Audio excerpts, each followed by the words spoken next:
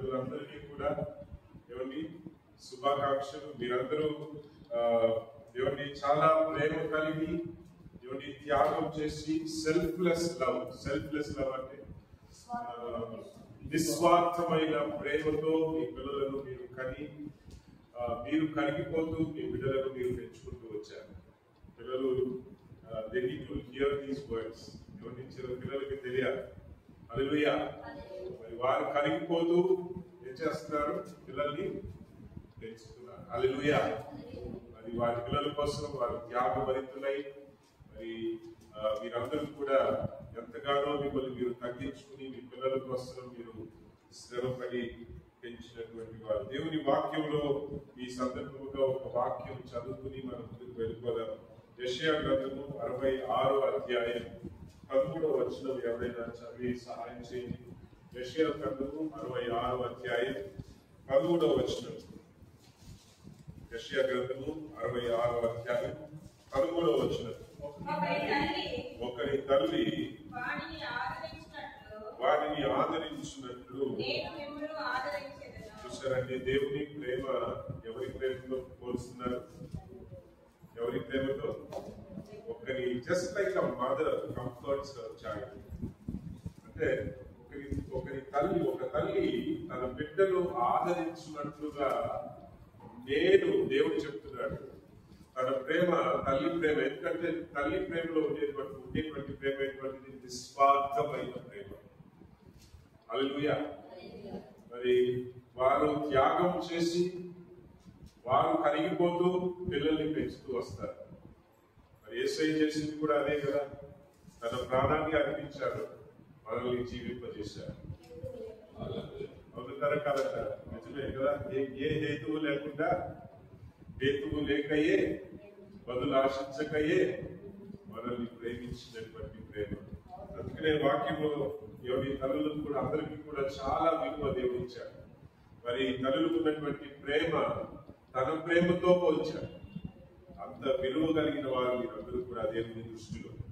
కనుక ప్రభు మిమ్మల్ని ఆశీర్వదించి ఇంకా ఎవరి అనేక సంవత్సరాలు మీకు ఆయుష్ని పెంపొందల చేసి ఆరోగ్యము, బలము, శక్తితో మిమ్మల్ని నింపి మరి అనేకులకు ఆశీర్వాదముగా, సంఘంలో అనేకులకు ఆశీర్వాదముగా, సమాజంలో అనేకులకు ఆశీర్వాదముగా ప్రభు మిమ్మల్ని స్థిరపరిచి బలపరిచి నడిపించుగాక.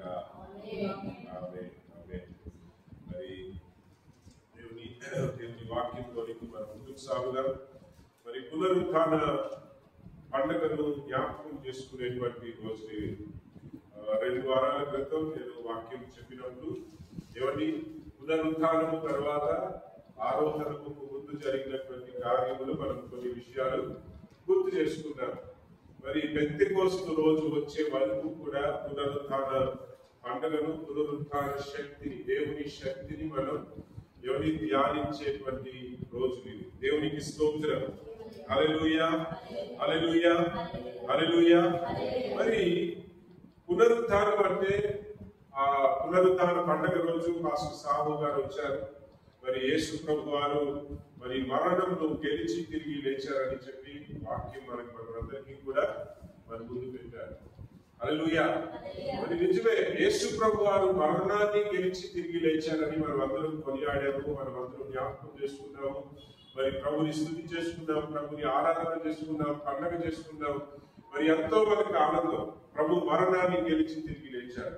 మరి ప్రభు మరణాన్ని గెలిచి తిరిగి లేచటము ద్వారా, మరణమును గెలిచి తిరిగి సజీవుడుగా ఉండటము ద్వారా మనకేంటి లాభం? సంఘానికి ఏంటి? హల్లెలూయా.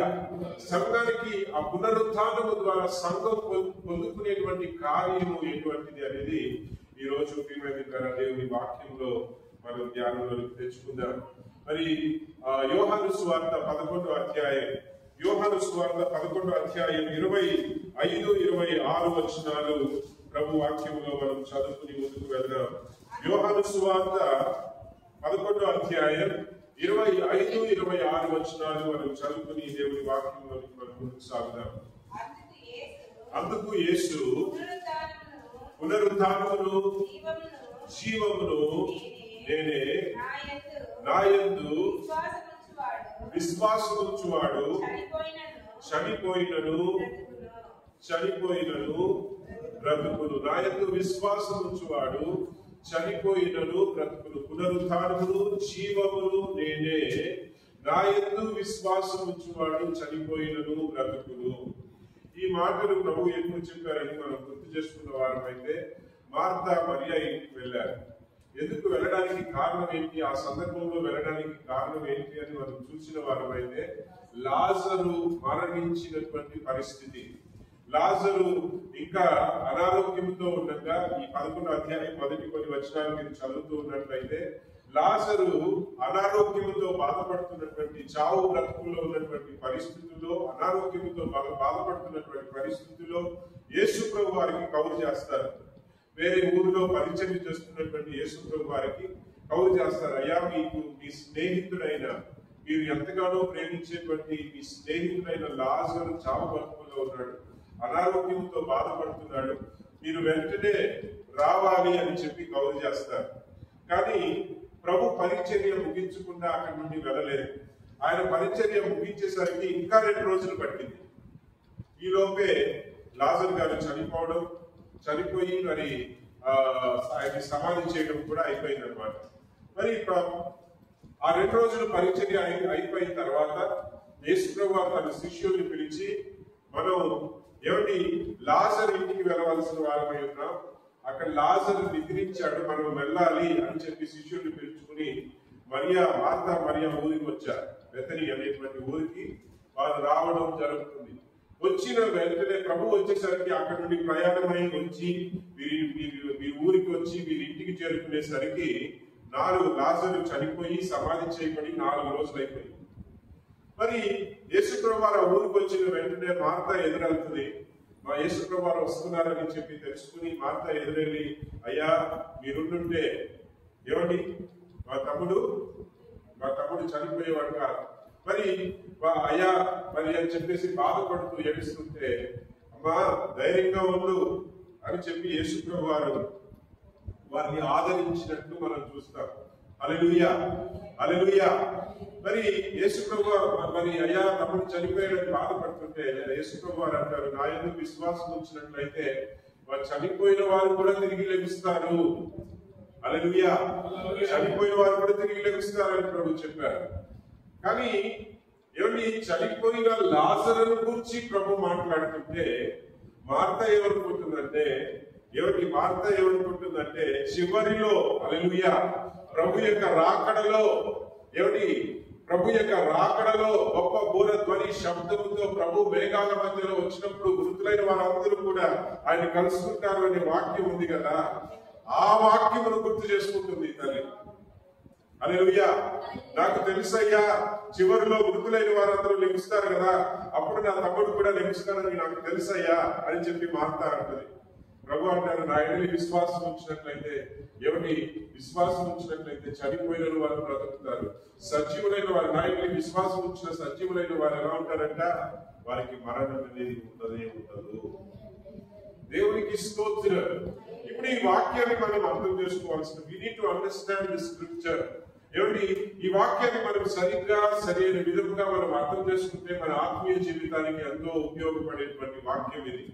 మరి ప్రియమైనలారా, యేసు ప్రభు వారు ఏమంటున్నారంటే, నా ఎడలి విశ్వాసం ఉంచితే చనిపోయిన వారు కూడా బ్రతుకుతారు అని ప్రభు చెబుతున్నారు. కానీ మార్తా యొక్క అవిశ్వాసం చూడండి. మార్తాకి వాక్యం అంతా తెలుసు, మార్తాకి లేఖనాలన్నీ కూడా తెలుసు. అవును ప్రభువా, అంతములో చివరిలో మృతులైన వారందరూ లేపబడతారని రాయబడింది కదా, అప్పుడు నా తమ్ముడు కూడా లేపబడతాడని నాకు తెలుసు ప్రభు అంటుంది. కానీ ప్రభు దేని గురించి మాట్లాడుతున్నారు? ఇప్పుడు చనిపోయిన లాజరును గురించి, ప్రెసెంట్ గురించి, ఫ్యూచర్ గురించి మాట్లాడడం లేదు.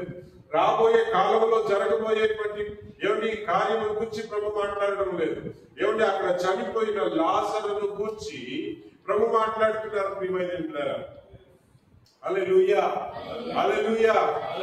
ఆయనని విశ్వాసం ఉంచిన వారికి జీవము కలుగుతుంది అని వాక్యం చెప్తుంది. ప్రభు చెప్పారు స్వయాన, నేనే పునరుత్థానమును జీవమునై ఉన్నాను. ఆయనని విశ్వాసం ఉంచిన వారికి ఏమిటి మరణమును గెలిచేటువంటి కృపే కాదండి, జీవమును పొందుకునేటువంటి కృప కూడా కలుగుతుంది. దేవునికి స్తోత్రం. హల్లెలూయా, హల్లెలూయా. మరి ఆయన పునరుత్థానము ద్వారా సంఘము పొందుకునేటువంటి కార్యము ఎటువంటిది అని మనం ఆలోచించిన వారం అయితే ఇక్కడ వాక్యంలో మనకి స్పష్టంగా తెలుస్తుంది. 26వ వచనం చదవండి.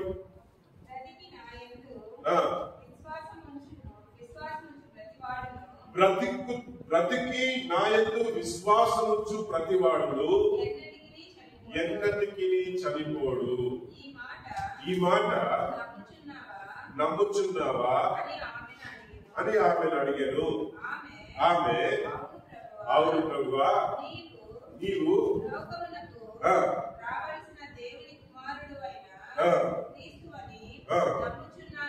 నమ్ముచున్నానని ఆయనతో చెప్పాను.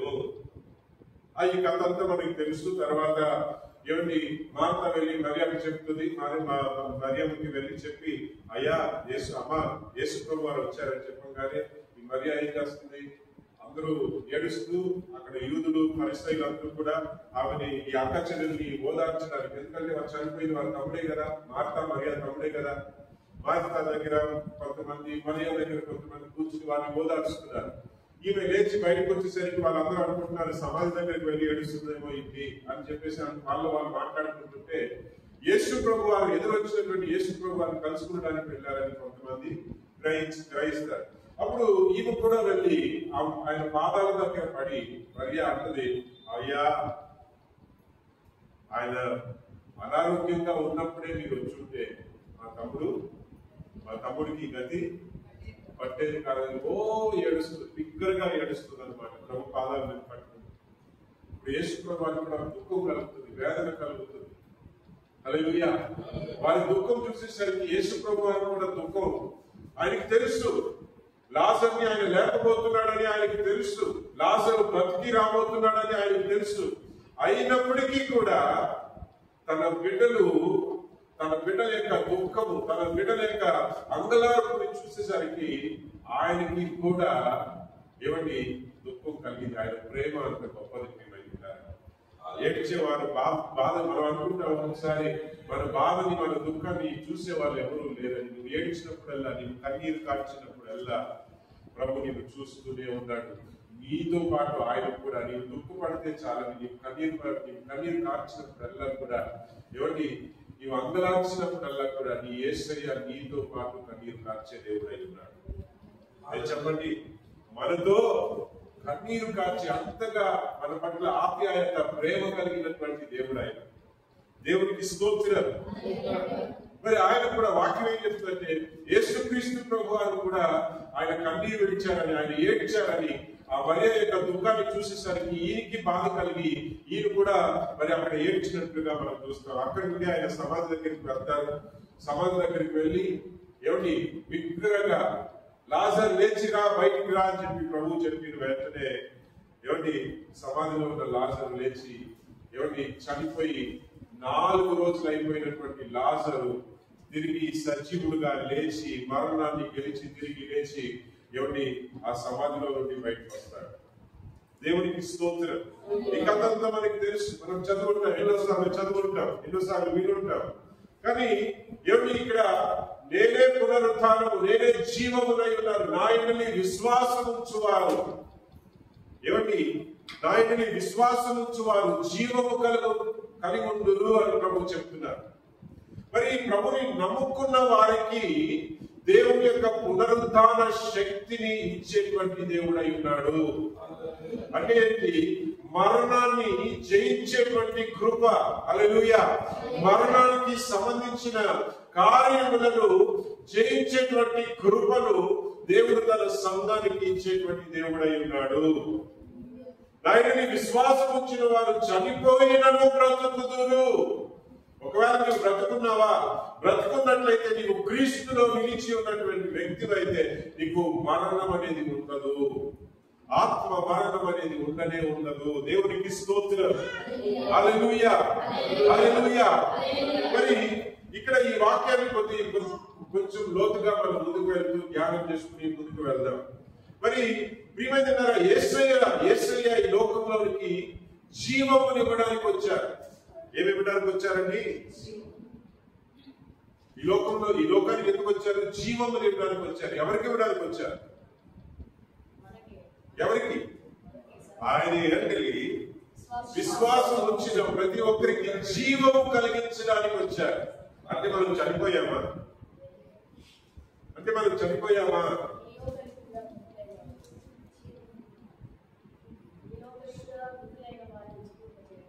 మనం ఎన్నోసార్లు 2-3 వారాల క్రితం శిలువ ధ్యానం చేస్తున్నప్పుడు ఒక వాక్యం ఉన్న, సాతాను ఎందుకు వస్తాడు? దొంగిలించడానికి, నాశనం చేయడానికి, ఏం చెప్పండి, హత్య చేయడానికి వస్తాడు. హల్లెలూయా. అంటే నేరుగా దొంగిలిస్తాడా? ఇప్పుడు ఒక దొంగ వచ్చి ఇప్పుడు దొంగలు పడ్డారనుకోండి, 2-3 వారాల క్రితం పాస్టర్ గారు వచ్చినప్పుడు, సాహు పాస్టర్ గారు వచ్చినప్పుడు చెప్పారు, మా ఇంటికి దొంగలు వచ్చారు, ఏమంటే దేవునికి స్తోత్రం అని ఆయన స్తుతిస్తూ ఇక ఆయన సాక్ష్యాన్ని చెప్పారు. ఇప్పుడు ఆ దొంగలు వచ్చి ఏం చేశారు? ఆ తలుపులు పగలగొట్టి అందులో ఉన్నటువంటి కొన్ని వస్తువులు తీసుకెళ్లిపోయారు. మరి అలాగా సాతాను వస్తాడా? దీనికి అర్థం ఏంటి? ఎలా వస్తాడు ఆయన? ఎలా వస్తాడు? దొంగిలించడానికి వస్తాడు, నాశనం చేయడానికి వస్తాడు, హత్య చేయడానికి వస్తాడు. హల్లెలూయా. ఏమిటి? పాపపు ఆలోచనలు, పాపపు ప్రేరేపణ మనల్ని నాశనం చేసేది సాతాను కాదు. ఎవరిని నాశనం చేయడానికి సాతానుకు అధికారం లేదు, ఎవరిని చంపడానికి సాతాను అధికారం లేదు. కానీ అలాంటి సందర్భం కలిగించలాగున, అలాంటి సందర్భాలు కలుగులాగున, అలాంటి పరిస్థితులు ఏర్పడలాగున ఏమిటి చేయడానికి ప్రయత్నం చేస్తాడు. ఆ పరిస్థితి ఎలా వస్తుంది? నష్టపోయేటువంటి పరిస్థితి ఎలా వస్తుంది? కోల్పోయేటువంటి పరిస్థితి మనకి ఎలా వస్తుంది? ఏం చెప్పండి? దురాశ, లోకాశ, శరీరాశ, నేత్రాశ, లోకంలో ఉన్నవన్నీ. ఎవరి మన పిల్లల్ని బెంగళూరు తీసుకెళ్ళారు, 4 పిల్లలు, యవనస్తుల పిల్లలు. మన ఆరాధనలో ఎవరిని పాల్గొని తీసుకుంటున్నారు. అలాగనే రేపు బైబిల్ వీడియోస్ ఉంది కనుక ఇంకా కొంతమందిని తీసుకెళ్లాలని అనుకున్నాను, కానీ వారి కుటుంబ బాధ్యతలను బట్టి నేను అందరినీ పిలవలేకపోయాను. ఈ 4 పిల్లలు యవనస్తులు, ఇంకా పెళ్లి కాలేదు, వాళ్ళు యవన కాలంలో ఉన్నారు కనుక మరి తీసుకువెళ్ళి వాళ్ళు కొన్ని విషయాలు నేర్పిద్దామని చెప్పేసి నేను తీసుకువెళ్ళాను. వాళ్ళని తీసుకువెళ్ళి ఒక రోజు సరే బెంగళూరు తీసుకొచ్చి ఇంట్లోనే పెట్టుకుంటే బాగోదు కదా అని చెప్పేసి సునీల్ మరియు ప్రియా వారి భార్య భర్తలు ఏం చేశారంటే ఈ 4 పిల్లల్ని బయటికి తీసుకువెళ్ళారు. బయటికి తీసుకువెళ్ళి కొంత బెంగళూరులో కొన్ని బైబిల్ ఎగ్జిబిషన్ ఉంది. ఏమండి? ఎంజీ రోడ్లో బైబిల్ ఎగ్జిబిషన్. బైబిల్ ఎలా ప్రారంభమైంది, బైబిల్ ఎలా వచ్చింది, అవన్నీ కూడా పిల్లలకి చూపించి, తర్వాత పక్కన ఒక మాల్ ఉంటే ఆ మాల్ కూడా తీసుకువెళ్ళారు. అంతా కూడా చూసి మరి బయట భోజనం చేసుకుని సాయంత్రానికి ఇంటికి చేరుకున్నారు. వచ్చిన వెంటనే పిల్లల్ని అడిగాను నేను, ఏం చూశారు, మీకు ఏమి ఇష్టమైంది? అప్పుడు కొందరు ఏం చెప్పారో తెలుసా? బట్టలు చూసి మర్చిపోయింది మాస్టర్ గారు, తిరుపతిలో ఉన్నట్టు లేదు. నేను అనుకున్నాను, అరే బైబిల్ ఎగ్జిబిషన్ గురించి అలా చెప్తారేమో పిల్లలు. ఏం చెప్పండి? హల్లెలూయా. యవనస్తులు ఆకర్షణలు ఎక్కువ ఉంటాయి కదా, చిన్నపిల్లలు, వాళ్ళకి తెలియదు, ఇంకా నేర్చుకునేటువంటి వయసు. హల్లెలూయా. కానీ బెంగళూరులో చాలా ఉంటాయి ఆకర్షణీయంగా. మరి ప్రపంచంలో ఎన్నో ఉన్నాయి ఆకర్షణీయమైన కార్యములు. కానీ మనం ఎన్నటికీ కూడా మనం ఒకటి గుర్తు చేసుకోవాలి, మన స్థితికి మించి మనం వెళ్ళినప్పుడు కోల్పోతాం. ఏం చెప్పండి? దేవుడు మనల్ని ఏమిటి నెలకి 20,000 ఖర్చు పెట్టుకునే సంబంధం మనకి ఇచ్చాడంటే 20 ఏళ్ళని బ్రతకటం, సంతృప్తి చెందడం, సంతోషపడడం మనం నేర్చుకోవాలి. 40,000 ఖర్చు పెట్టామనుకోండి, ఏమవుతుంది? అప్పు, వడ్డీ, కదా. లేని స్థితిలో దేవుడు మనకి అవకాశం ఇవ్వని వాటి మీద ఆశపడి మనం దాటి వెళ్ళామనుకోండి, కష్టాలు పాలవుతాం, నష్టపోతాం, గోతుల్లో పడతాం. ఇప్పుడు ఈ లోకాన్ని సాతాను చూపిస్తాడు, ఇదిగో ఇది ఎంత ఆకర్షణీయంగా ఉంది, చూడు అది చూడు అని. అప్పుడు ఆకర్షించబడ్డాం అనుకోండి, ఏమవుతాం మనం ఆకర్షించబడ్డాం, ఆశపడ్డాం, మన స్థితిని మనం ఆలోచించము, శక్తికి మించి దిగినప్పుడు రేపు ఏమవుతుంది? నష్టపోతాము, కోల్పోతాము. సాతాను దొంగిలించేటువంటి మార్గం అది, విధానం అది. మన మనశ్శాంతిని కోల్పోతాం, అప్పులు పాలైపోతాం. అవునంటారా కాదంటారా? హల్లెలూయా. ఒకవేళ దేవుడు మీకు లక్ష రూపాయలు బ్రతికేలాగా దేవుడికి ఆ స్తోమత ఇచ్చినట్లయితే సంతోషంగా ఉండండి, వద్దని నేను చెప్పను. మన స్థితికి మీరి మనం పోకూడదు. అలాగని ఓవర్గా లగ్జరీ కూడా మనం పోకూడదు. దేవునికి మహిమ కలుగునట్టు. హల్లెలూయా. మనం ఒకటి క్రైస్తవులు, దేవుని ప్రజలు, దేవుడు మనకి ఇచ్చేటువంటి వాటిలోనే మనం సంతృప్తి చెందడమే కాదు, మనకి ఇచ్చే వాటిలో మనం సంతృప్తి చెంది బతకాలి. అంతేకాదు సంఘములో ఆశీర్వాదముగా, హల్లెలూయా, దేవుని రాజ్యానికి ఆశీర్వాదముగా, దేవుని రాజ్యం కట్టబడడానికి పాల్పొందులు తీసుకునేటువంటి బాధ్యతను కలిగిన వారముగా మనం ముందుకు వెళ్లే వారముగా ఉన్నారు. దేవునికి స్తోత్రం. హల్లెలూయా, హల్లెలూయా. మరి ఇక్కడ సాతాను ఎలా ప్రవేశిస్తున్నాడు చూడండి. మనకి లోకం చూపించడం ద్వారా, హల్లెలూయా, శరీర ఆశలు ప్రేరేపించడం ద్వారా ఇప్పుడు ఎక్స్ట్రా మ్యారిటల్ అఫైర్స్ వస్తున్నాయి. ఎక్కడ చూసినా కూడా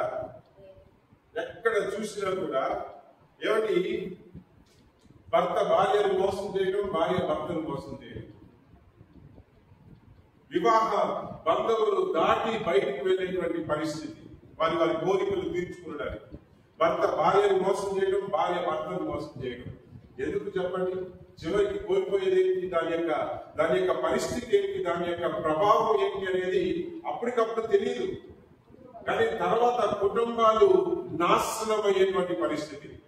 ఇప్పుడు సాతాను అయ్యా నా కుటుంబాన్ని నాశనం చేశాడు. ఎలా చేశాడు? నేరుగా వచ్చి నీ కుటుంబాన్ని నాశనం చేశాడా? ఈ అదుపుల్లో మనం దేవుని వాక్యానికి లోబడతామా, సాతాను ప్రేరేపించే ప్రేరేపణలకు మనం లోబడతామా? దేవుని వాక్యమును మనం మీరినప్పుడల్లా నాశనానికి మనం పాల్గొంటున్నాం, నాశనానికి గురవుతున్నాం అనేటువంటి సత్యాన్ని మనం గ్రహించాలి. హల్లెలూయా, హల్లెలూయా. మరి ప్రియమైనలారా, పాపం అనేది ఏం చేస్తుంది? శరీరాశ, నేత్రాశ, జీవపు డంబములు, ఇవన్నీ కూడా ఏం చేస్తుంది? మనలో నష్టం, మనలో ప్రియమైనలారా మరణం, మనలో ప్రియమైనలారా కోల్పోయేటువంటి పరిస్థితులు, ప్రియమైనలారా నాశనకరమైన పరిస్థితులు మన కుటుంబాల్లో, మన జీవితాల్లో కలిగిస్తూ ఉంటదన్నమాట. అందుకనే యేసు ప్రభు వారు, హల్లెలూయా, పాపము నుండి విడిపించడానికి ఈ లోకానికి వచ్చారు. ఎందుకు వచ్చారండి? మనం ఏం చేస్తామంటే, అయ్యా ఈ వ్యాధిని వెళ్ళగొట్టండి అయ్యా ఈ కష్టం తీర్చండి అయ్యా అని మనం చెప్తాము. కానీ యేసయ్య ఏమంటున్నారంటే, ఈ నష్టం రావడానికి కారణమైన పాపమును తీసివేయడానికి వచ్చానమ్మా అంటున్నారు ప్రభు వారు. ఏం చెప్పండి? హల్లెలూయా, హల్లెలూయా. మనమేమంటాం? ప్రభువా ఈ వ్యాధిని పోగొట్టండి అంటాం. మనమేమంటాం? ప్రభువా ఈ రుణ బాధ నుండి ప్రభువా నన్ను విడిపించు ప్రభువా అని మనం అడుగుతాం. ప్రభువా ఈ సమస్యల నుండి నన్ను విడిపించు ప్రభువా అని మనం అడుగుతాం. కానీ యేసయ్య ఏమంటున్నారో తెలుసా? కేవలం ఈ రుణము నుండియో, కేవలం ఈ బాధ నుండి నేను విడిపించడానికి నేను రాలేదమ్మా. ఈ రుణమును కలిగించిన నీలో ఉన్న దురాశ, ఈ వ్యాధిని కలిగించినటువంటి పాపమును, హల్లెలూయా, శాపమును నేను కొట్టివేయడానికి వచ్చాను, తీసివేయడానికి వచ్చాను, విడిపించడానికి వచ్చాను, పాపము నుండి విడిపించడానికి వచ్చాను. దేవునికి స్తోత్రం. ఈ పునరుత్థాన శక్తి ఏమండి, మనలో ఏ ఏ కార్యాలైతే మనల్ని నాశనానికి గురి చేశాయో, ప్రియమైన ద్వారా మనలో ఏ ఏ కార్యములు మనల్ని నష్టపోయేటువంటి పరిస్థితిలో దిగజార్చాయో మనలో ప్రియమైన ద్వారా ఏ ఏ కార్యములు మరణానికి సంబంధించిన ప్రియమైన మార్గములో మనల్ని నిలబెట్టాయో ఆ కార్యములను కొట్టివేయడానికి యేసుక్రీస్తు ప్రభువు ఈ లోకానికి వచ్చారు. ఇవన్నింటి నుండి విడిపించడానికి మరణమును సైతం ఆయన జయించి తిరిగి లేచినటువంటి దేవుడు. అందుకనే దేవుని వాక్యం ఏం చెప్తుందో తెలుసా? రోమియోలకి రాసినటువంటి పత్రిక 8వ అధ్యాయం కొన్ని వచనాలు, 9వ వచనం నుండి కొన్ని వచనాలు మనం చదువుకుందాం. రోమియోలకి రాసినటువంటి పత్రిక 8వ అధ్యాయం 9వ వచనం నుండి కొన్ని వచనాలు చదివి సహాయం చేయండి. దేవుని ఆత్మ మీలో నివసించి ఉన్న ఎడల ఆత్మ స్వభావము గలవారే గాని దేవుని ఆత్మ మీలో నివసించిన ఎడల. ఎటువంటి ఆత్మ? 11వ వచనం చదవండి. మృతులలో నుండి యేసుని లేపిన వాని ఆత్మ మీలో. హల్లెలూయా, హల్లెలూయా. యేసయ్యని మరణం నుండి లేపిన ఆత్మ అనే దేవుడు మనకిచ్చాడు. వేరొక ఆత్మ కాదు. యేసయ్యని మరణం నుండి లేపినటువంటి ఆత్మ, ఆ ఆత్మనే మనకిచ్చాడు. అటువంటి అభిషేకమును దేవుడు మనకిచ్చాడు. ఎందుకో తెలుసా? యేసయ్య పాపముల విషయమై ఎలాగైతే మృతి చెంది జీవము విషయమై ఆయన ఎలాగైతే మరణమును గెలిచి తిరిగి లేచాడో, అలాగునే పాపముల విషయమై మనం చచ్చిన వారముగా ఉంటూ క్రీస్తు యేసుని విషయమై జీవము విషయమై మనం బ్రతుకున్నట్లు ఆయన ఆత్మ అభిషేకం దేవుడు మనకి ఇచ్చాడు. అది పునరుద్ధాన శక్తి. కోల్పోయిన వాటిని మనం తిరిగి పొందుకునే లాభన చేసేటువంటిది పునరుద్ధాన శక్తి. ఈ పునరుద్ధాన శక్తి మన జీవితంలో ఎప్పుడు పనిచేస్తుందంటే, మనం ఎప్పుడైతే ఏ పరిస్థితి ఏమిటి, మన పాపముల గురించి మన వ్యాధుల గురించి మనం ఏడవడం కాదండి, మన నష్టముల గురించి మనం ఏడవడం కాదు. ఏ పాపములైతే మనల్ని అటువంటి స్థితిలో దిగజార్చాయో ఆ పాపముల విషయమైన మనం ఏడవడం మొదలు పెట్టామనుకోండి, పశ్చాత్తాపము కలిగి దుఃఖముతో ప్రభువా నేను పాపిని అని మన పాపములను దేవుని సన్నిధిలో ఒప్పుకొని దేవుని వైపు మనపూర్వకముగా మనం తిరిగామనుకోండి, ఈ పునరుద్ధాన శక్తి ఏం చేస్తుంది? కోల్పోయిన వాటిని తిరిగి మనం పొందుకోనున్నట్లుగా. ఏ అంధకారంలోనైతే మనల్ని ఈ పాపపు కార్యములు మనల్ని నెట్టేశాయో మరలా మనకు జీవము కలుగునట్లుగా ప్రియమైనవారా, ఈ పరిశుద్ధాత్మని అభిషేకం అనగా పునరుత్థాన శక్తి అనగా క్రీస్తు యేసుని లేపినటువంటి ఆ ఆత్మ ప్రియమైనవారా, ఎందరైతే మారు మనసు పొంది ఆయన వైపు చూస్తారో వారందరికీ కూడా ఈ శక్తిని కలుగజేస్తున్నాడు. దేవునికి స్తోత్రం. హల్లెలూయా. So that we too will have victory over sin. మనము కూడా పాపమును జయించేవారముగా, మనము కూడా శాపమును జయించేవారముగా, మనము కూడా ప్రియమైనవారా అపవాది కలిగించినటువంటి ప్రతి పరిస్థితుల నుండి మనం జయం పొందినట్లుగా ప్రియమైనవారా క్రీస్తు యేసులో ప్రతిరోజు జీవము కలిగిన వారముగా మనం ఉండునట్లు ఈ పునరుత్థాన శక్తితో సంఘమును నింపేటువంటి దేవుడై ఉన్నాడు. ఇటువంటి అభిషేకములు దేవుడు సంఘానికి కలుగజేశాడు. ప్రియమైనవారా, హల్లెలూయా, హల్లెలూయా. ఇది మనం ఎలా పొందుకుంటామంట? యేసు ప్రభువు వారు యోహాను సువార్తలో చెప్తున్నారు, నా యందు విశ్వాసం ఉంచువారు, యేసయ్యను నమ్మినటువంటి వారు. ఎవరు నమ్మాలి? రోమియోలకి రాసిన పత్రికలో చెప్తారు, ఏమిటి? ఆయన మన పాపముల విషయమై మృతి చెంది ఏమిటి మనం జీవించున్నట్లుగా, ఆయనతో కూడా మనం బ్రతుకున్నట్లుగా, ఏమిటి ఆయన మరణమును గెలిచి తిరిగి లేచాడని ఎందరైతే నమ్ముతారో నా పాపముల విషయమై ఆయన మరణించాడని మనం గ్రహించి ఆయన పునరుత్థానుడై మరణమును గెలిచి తిరిగి లేచాడని మనం నమ్మిన వారమైతే ఆ పునరుత్థాన శక్తి అనగా పరిశుద్ధాత్మ అభిషేకం మనం పొందుకుంటామని. దేవునికి స్తోత్రం. మనం నమ్మినట్లయితే పొందుకుంటామంట. దేవునికి స్తోత్రం. హల్లెలూయా. సత్క్రియలు ఈ లోకంలో ప్రపంచంలో ఎన్నో మతాలు ఉన్నాయి. కానీ ప్రతి మతం చెప్పేది ఏంటో తెలుసా? నేను ఎవరిని దూషించడం లేదు సుమా. ప్రతి మతం చెప్పేది ఏంటో తెలుసా అండి? మీరు సత్క్రియలు చేసిన ఎడల కృప పొందుకుంటారు. మీరు మంచి ప్రవర్తనలు కలుగుంటే, హల్లెలూయా, మీరు మంచి ప్రవర్తనలు కలుగుంటే మీరు దేవుని కృప పొందుకుంటారు. మీరు మేలు దేవుని ఆశీర్వాదాలు పొందుకుంటారు. కానీ క్రైస్తవ్య మార్గం ఒకటే ప్రకటించేటువంటి సత్యం ఏంటో తెలుసా? నీ కొరకై మరణించిన యేసయ్యను, నీకోసం మరణమును గెలిచి తిరిగి లేచిన యేసయ్యని విశ్వాసం ఉంచితే చాలు. హల్లెలూయా. కనుక సంఘ బిడ్డలు, క్రైస్తవ సంఘ బిడ్డలు, యేసయ్యని నమ్ముకున్నటువంటి బిడ్డలు మనం సత్క్రియలు ఎందుకు కలుగుతున్నామో తెలుసా? క్రీస్తుకు పోలిన వారము కనుక మనం సత్క్రియలు కలుగుతున్నాం. ఎలా చెప్పాలి? మనం క్రీస్తు యేసుని స్వారూప్యములో మరలా ఆయన ఆత్మ ద్వారా రూపించబడ్డాం కనుక మనం సత్క్రియలు కలిగి ఉన్నాం. అంతేగాని we are not trying to please God. దేవుని మెప్పు పొందుకున్నట్లుగా సత్క్రియలు చేసే వాళ్ళం కాదండి. మనం సత్క్రియలు ఎందుకు కలిగి ఉంటున్నామంటే మనం దేవుని స్వారూప్యములో రూపించబడ్డాము కనుక. మనం క్రీస్తుకు పోలిన వారముగా మార్చబడ్డాం కనుక మనం సత్క్రియలు కలిగి ఉన్నాము. We are not behaving like good people just to please God and get benefits from Him.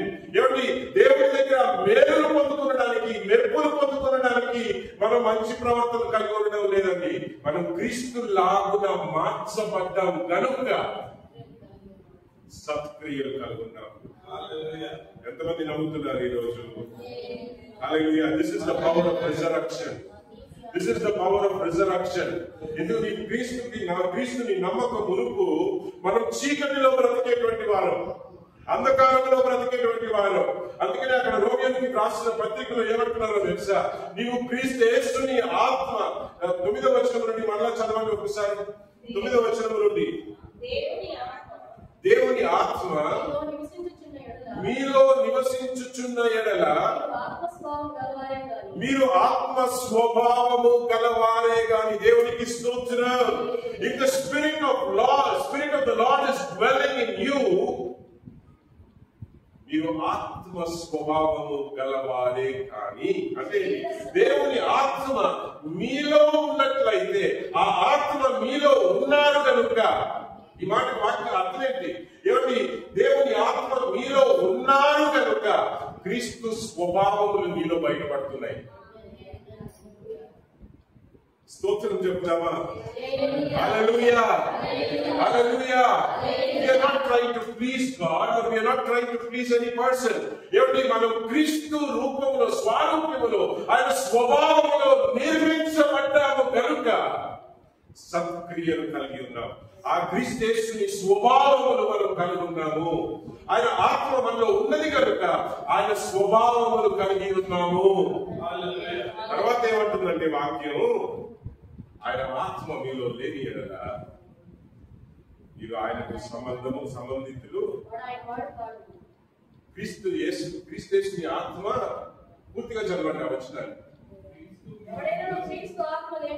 ఎవడైనను క్రీస్తు ఆత్మ లేనివాడైతే, చూసారా? It's very clear. దేవుని ఆత్మ లేనిటువంటి వారు ఏం చేస్తారంటే they try to gain good behaviour. క్రీస్తు యేసు ఆత్మ లేనిటువంటి వారు ఏం చేస్తారంటే వారుగా ప్రయత్నం చేస్తారు. మంచి వారుగా ఉండాలి, మంచి వారుగా ఉండాలి. I should behave like this. నేను ఈ రకంగా నేను నడుచుకోవాలి, ఆ రకంగా నడుచుకోవాలి. నేను దేవుని మెప్పుని పొందుకోవాలి, దేవునికి ఇష్టంగా మారాలి, దేవునికి ఇష్టంగా నేను నడుచుకోవడానికి ప్రయత్నం చేయాలి. లేదా పాస్టర్ గారికి ఇష్టంగా కొంతమంది దేవుని పెట్టుకుంటారు, మెప్పించడానికి ప్రయత్నం చేస్తారు. You don't have to please anyone. Nor do you have to please God. దేవుని మెప్పు పొందడానికి అవసరమే లేదండి, అవసరమే లేదు. ఆయన ఎందుకు మనకి సత్క్రియలు ఇచ్చాడంటే మనం ఆయన లాగా ఉండాలని సత్క్రియలు ఇచ్చాడు. ఎందుకు చెప్పండి? మనల్ని ఇంతకు ముందు చీకటి సంబంధంగా బ్రతికిన మనల్ని పిలుచుకుని, ఇంతకు ముందు అంధకారంలో ఉన్నటువంటి మనల్ని పిలుచుకుని, మారు మనస్సు పొందినటువంటి మనలను ఏర్పరచుకుని, ఆయన విశ్వాసం ఉంచినటువంటి మనలను ఏర్పరచుకుని, ఆయన ఏం చేశాడంటే ఆయన రక్తములో కడిగి చేసిందల్లా ఆయనే. హల్లెలూయా. There is nothing we can boast about. There is nothing we can boast about. ఎవరి మనల్ని మనం గొప్పలు చెప్పు, నేను మంచి వ్యక్తిని, నా విశ్వాసము, నా ప్రార్థన అని చెప్పుకోవడానికి, నేను పరిశుద్ధుడని, నేను పరిశుద్ధురాలని అని మన భక్తిని గురించి చెప్పుకోవడానికి ఇక్కడ ఏమీ లేదు. మనం చెప్పుకోగలిగితే ఒక విషయం ఏంటంటే, నేను యేసయ్యని నమ్ముకున్నానండి అని మాత్రమే మనం చెప్పగలుగుతాం. హల్లెలూయా. మనం యేసయ్యని మనం నమ్ముకున్నాము కనుక ఆ నమ్మకాన్ని ఆధారం చేసుకుని యేసయ్య ఏం చేశారంటే మనల్ని చేరదీసి ఆయన రక్తములో కడిగి, ఇప్పుడు ఒక తల్లి తన బిడ్డని ఎలాగైతే ప్రతిరోజు స్నానం చేయించి శుభ్రంగా ఎవరి బిడ్డని తయారు చేసి మంచి బట్టలు, క్రొత్త బట్టలు ప్రతిరోజు ఉతికి ఆరేసి శుభ్రంగా ఉన్న బట్టలు ఆ బిడ్డలకి ఎవరి వేస్తుందో, అలాగనే యేసయ్యని నమ్ముకున్నటువంటి మనలను చేరదీసుకుని అంధకారం, చీకటి, పాపముతో నిండిపోయిన మన బ్రతుకుని తన రక్తముతో కడిగి మనల్ని శుద్ధీకరించి తన ఆత్మతో మనల్ని నింపుతున్నాడు. He is filling us with His Spirit so that we will become more like Him. ఆయన ఆత్మతో మనల్ని నింపుతున్నాడు, ఎందుకంటే మనల్ని ఆయనలాగా రూపించుకోవాలని చెప్పి. దేవునికి స్తోత్రం. హల్లెలూయా. ఇది పునరుత్థాన శక్తి ప్రియమైన సంఘములకు ఇచ్చినటువంటి దేవుని కృప. ఉచితముగా పొందుకుంటున్నాం కేవలం ఆయన నమ్మడం వలన. మరురూపము చెందుతున్నాము ప్రియమైన. హల్లెలూయా. We are being transformed. ఏమిటి ఆయన పోలికలో ఆయన లాగా మరురూపము చెందేటువంటి కృప ఈ పునరుద్ధాన శక్తి మనకు కలుగజేసేటువంటిది. ఈ అనుభవం మనకి లేదనుకోండి, దానికి అర్థం ఏంటంటే we have not received the Spirit of God. If you are trying so hard to be good people, that means we have not received the Spirit of God inside of us. మన స్వశక్తితో మనం మంచి వారంగా మారాలని మనం అనుకున్నట్లయితే that is not going to take us anywhere. అది మనకి ఎటువంటి మేలు కలిగించదు. మనం చేయవలసింది ఒకటే, మారు మనసు. మనం చేయవలసింది ఒకటే, మన పాపముల విషయమై పశ్చాత్తాపము కలిగి, ప్రభువా ఇంతకాలం నా ఇష్టానికి, నా శరీరానుసారంగా, నా నేత్ర ఇచ్చలకు, శరీర ఇచ్చలకు, లోకాశలకు ప్రభువా నేను పడిపోయి నేను బ్రతికాను. ప్రభువా నన్ను దయతో క్షమించండి. మన పాపములను ఒప్పుకొని ఆయన వైపు, ప్రభువా నీవే నా రక్షకుడు అని, ప్రభువా నా పాపముల నిమిత్తం నీవు ప్రాణములు అర్పించావని, నీవు మరణమును గెలిచి తిరిగి లేచావని, నన్ను కడుగునట్లుగా నీ పరిశుద్ధ రక్తమును దారపోసావని మనం నమ్మితే చాలండి. ఆ నమ్మకాన్ని ఆధారం చేసుకుని మనల్ని మరురూపపరిచేటువంటి దేవాది దేవుడు. మన నమ్మకాన్ని ఆధారం చేసుకుని మరురూపపరిచేటువంటి దేవాది దేవుడు. ఇది పునరుత్థాన శక్తి, సంఘానికి ఇవ్వబడినటువంటి కృప. ఆయన యొక్క విశ్వాసం ఉంచిన ప్రతి ఒక్కరికి ఇవ్వబడినటువంటి దేవుని యొక్క కృప. ప్రియమైన దేవుని బిడ్డలారా, దేవునికి స్తోత్రం. హల్లెలూయా, హల్లెలూయా, హల్లెలూయా. ఎఫెసీయులకి వ్రాసినటువంటి పత్రిక 2వ అధ్యాయంలో మనం చదువుకుందాం. ఎఫెసీయులకి వ్రాసినటువంటి పత్రిక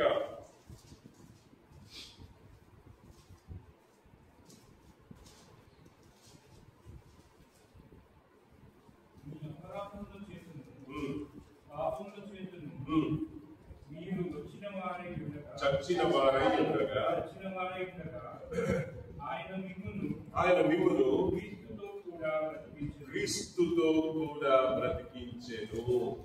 మీ అపరాధముల చేతను పాపముల చేతను మీరు చచ్చిన వారై ఉండగా, you are dead in your transgressions, you are dead in your sins. అంటే ఏంటి? మీ పాపములు, మీ అపరాధములు ఏం చేశాయి? నిన్ను చచ్చిన వ్యక్తితో సమానంగా మార్చేశాయి. అంటే ఏం చేసినా మనకి కలిసి రావడం లేదు. మనలో జీవం లేదు, మనలో దేవుని సమాధానం లేదు. ఏమిటి అంతేకాదు, మన చుట్టూ కూడా ఏమిటి కోల్పోయేటువంటి నష్టకరమైనటువంటి పరిస్థితుల్లో మనం దిగజారిపోయాం. జీవము లేని స్థితిలోనికి మనం దిగజారిపోయాం. కారణం ఏమిటి? జీవము లేనిటువంటి స్థితిలోనికి మనల్ని దిగజార్చింది ఎవరు అంటే వెంటనే మనం ఏం చెప్తాం? సాతాను అంటాం. సాతాను, ఇందులో సాతాను చేసింది ఏం లేదు. హల్లెలూయా. సాతాను చూపించాడు, మనం కోరుకున్నాం. ఆయన చేసింది ఎలా చూపించడం వరకే. హల్లెలూయా. యేసయ్యని తీసుకువెళ్ళారు, కొండ మీదకి తీసుకువెళ్ళి చూడు ప్రపంచం అంతా చూడు అని చూపించాడు. ఇదిగో ఇదంతా నీకు కావాలంటే నా కాళ్ళ మీద పడు, మిగతాదంతా నీకు ఇచ్చేస్తాయి, అంతా నీకు ఇచ్చేస్తాను అన్నాడు. ఆయన పడలేదు, మనం పడుతున్నాం. అదే తేడా. ఏం చెప్పండి? ఆయన పడలేదు,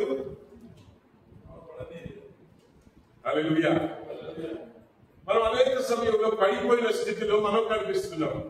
అదే తేడా. హల్లెలూయా, హల్లెలూయా. అలాగే ఏదైనా తోటలో అవ్వని పిలిచాడు. అవ్వని పిలిచి, ఏంటమ్మా అది? అయ్యా ఆ పండుగ తినొద్దు అన్నారు. నిజంగానా? ఎందుకు తినొద్దన్నాడో తెలుసా? అవిశ్వాసం కలిగించే దేవుని ఏమిటి? అప్పటిదాకా దేవుడే సర్వం అనుకున్నటువంటి ఆదాము అవ్వల్లో అవిశ్వాసం, దేవుని పట్ల విశ్వాసాన్ని కోల్పోయేలాగున అబద్ధాన్ని, హల్లెలూయా, దేవుని గురించినటువంటి అబద్ధం వారికి చెప్పేసరికి అప్పటి వరకు వారు నమ్మినటువంటి సత్యాన్ని పక్కన పెట్టారు, అబద్ధాన్ని నమ్మారు. సాతాను చేసింది ఏంటి ఇందులో? అవునా? నిజంగానా? దేవుడు చెప్పాడా? ఎందుకు తినొద్దన్నాడో తెలుసా మీకు? మీరు ఆయనలాగా మారడం ఆయనకి ఇష్టం లేదు.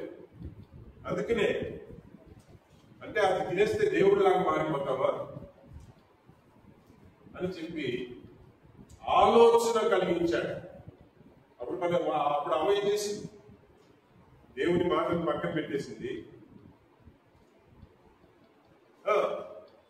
సాతాను మెడపట్టుకుని వంచి తీసుకెళ్ళి నోట్లో బలవంతంగా ఆ పండుని కుక్కిందా? అడుగుతున్నానండి. మరి ఎలా దొంగలిస్తాడు? దొంగలించడం అంటే ఏంటి? సాతాను ఏ విధంగా దొంగలిస్తాడు? ఏ విధంగా నాశనం చేస్తాడు? ఏ విధంగా హత్య చేస్తాడు? ఏ విధంగా చెప్పండి?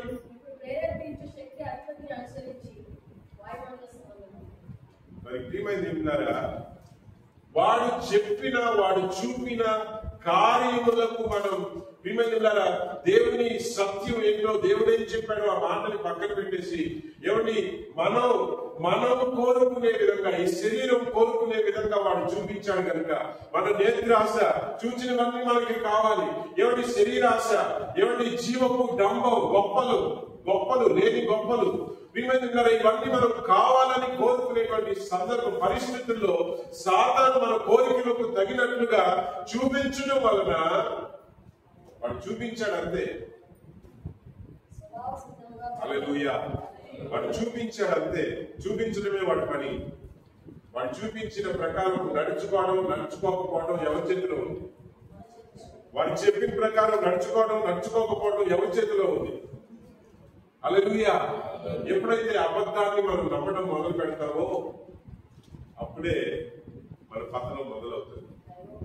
మన నాశనం, మన ఏమిటి నష్టపోయేటువంటి పరిస్థితులు, నాశనకరమైన పరిస్థితులు, లేకపోతే హత్య, చనిపోయేటువంటి పరిస్థితులు ఏమిటి సాతాను ఎలా కలిగిస్తాడంటే ఈ రకంగానే కదా. ఇక్కడ ఎఫెసీయులకు రాసిన పత్రికలు ఏమంటున్నారండి? 2వ వచనం నుండి చదవండి. మీ అపరాధములు, 1వ వచనంలో మీ అపరాధములు పాపముల చేత మీరు చచ్చిన వారై ఉండగా, అక్కడి నుండి చదవండి.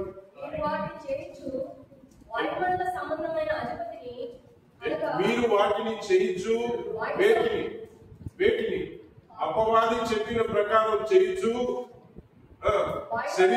శరీర ఇచ్చలు, నేత్ర ఇచ్చలు, జీవపు డంబముల ప్రకారం నడుచుకొనుచు, వాయుమండల సంబంధమైన అధిపతిని అనగా